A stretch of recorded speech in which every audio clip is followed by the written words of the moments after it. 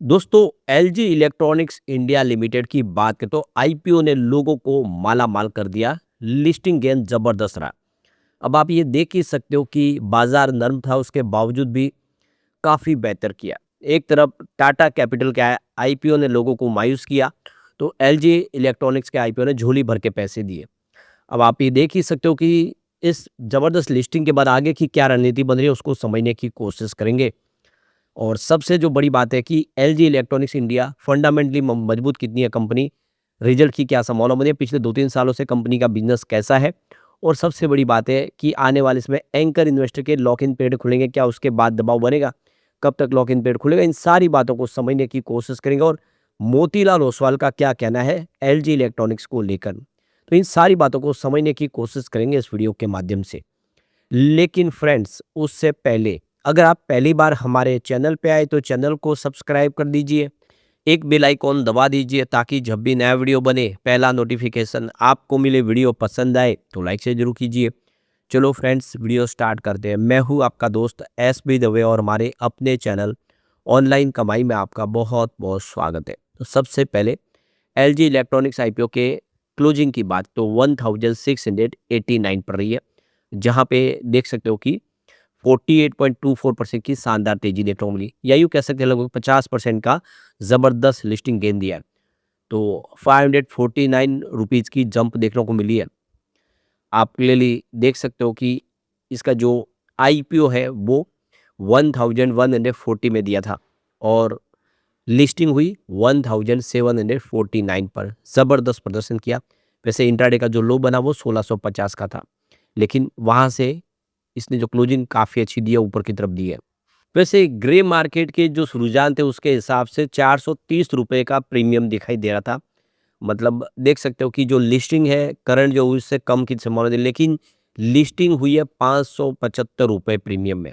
यानी जो GMP grey market में दिख रहा था उससे भी शानदार यहाँ पे लिस्टिंग दी है। 50.44% की लिस्टिंग गेन दी है। तो आपको पता ही होगा कि 7 अक्टूबर को आईपीओ खुल गया था लिस्टिंग के लिए, और देखो कि 9 अक्टूबर को क्लोज हो गया था। एलजी इलेक्ट्रॉनिक्स इंडिया ने अपने इस आईपीओ के माध्यम से 11,607.01 करोड़ रुपीज रकम जुटाई है।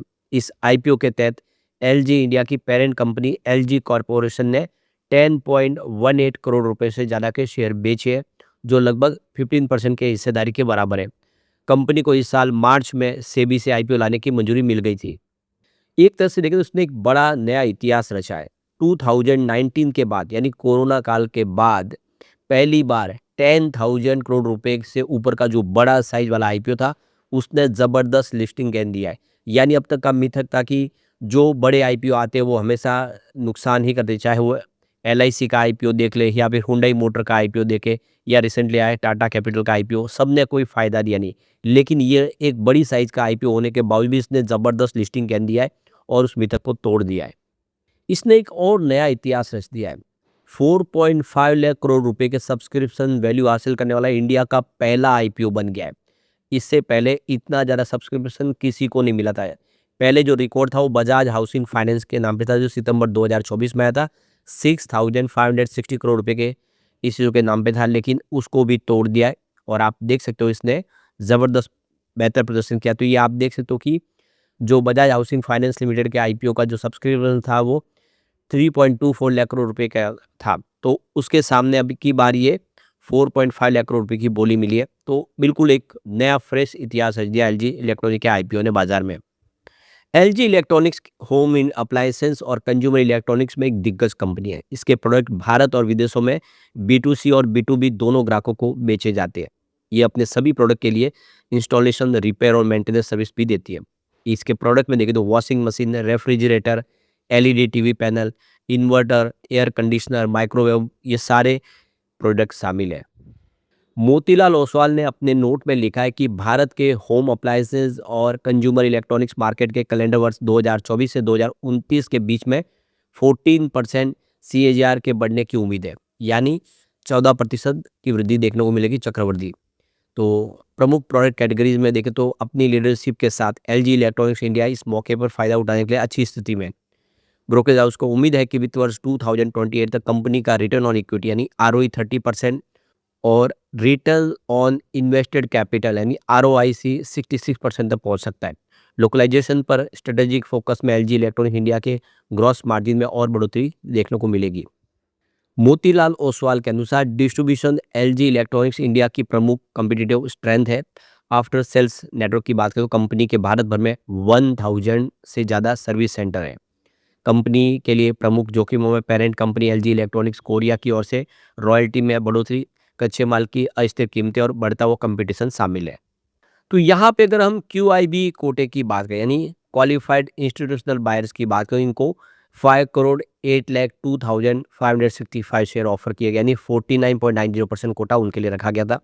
और जो एनआईआई थे, हाई नेटवर्थ वाले जो इन्वेस्टर, उनके लिए यहाँ पे 1,52,40,770 शेयर ऑफर किए गए यानी 14.97% की हिस्सेदारी उनके लिए रखी गई थी।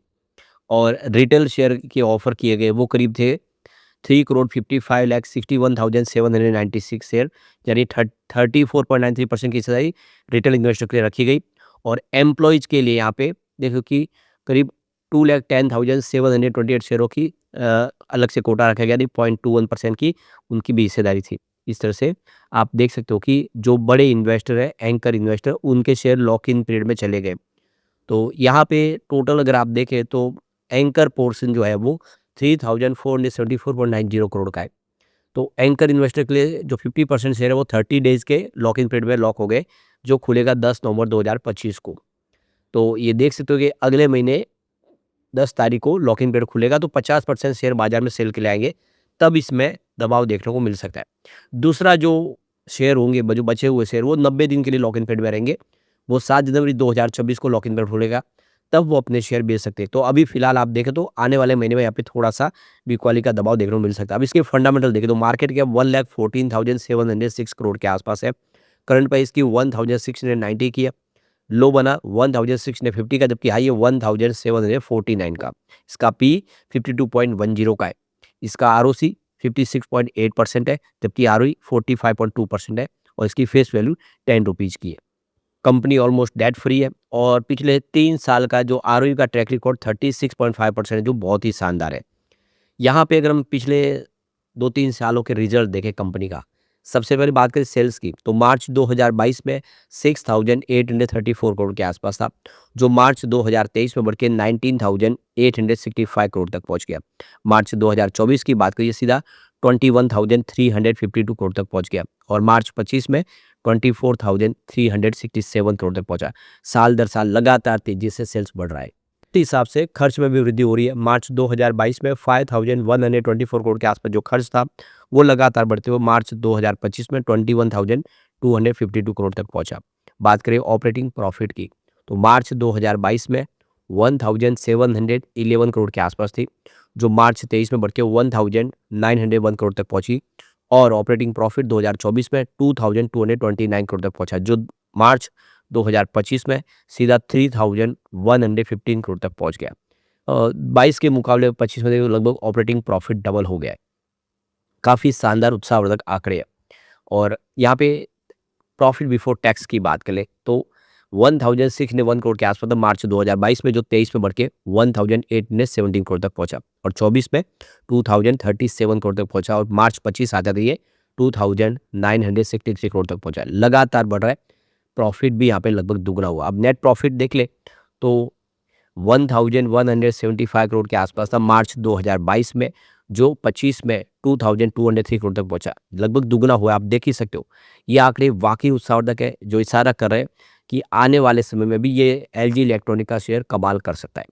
तो बिल्कुल फ्यूचर बहुत ब्राइट दिखाई दे रहा है इसका। लेकिन फ्रेंड्स, कोई भी इन्वेस्टमेंट करने से पहले अपने फाइनेंशियल एडवाइजर से एडवाइस ले लें या अपना खुद का रिसर्च करें, क्योंकि मैंने वीडियो आपके एजुकेशनल पर्पज के लिए ही बनाया। वीडियो पसंद आए तो लाइक से जरूर कीजिए और चैनल को सब्सक्राइब कर दीजिए। Thank you friends.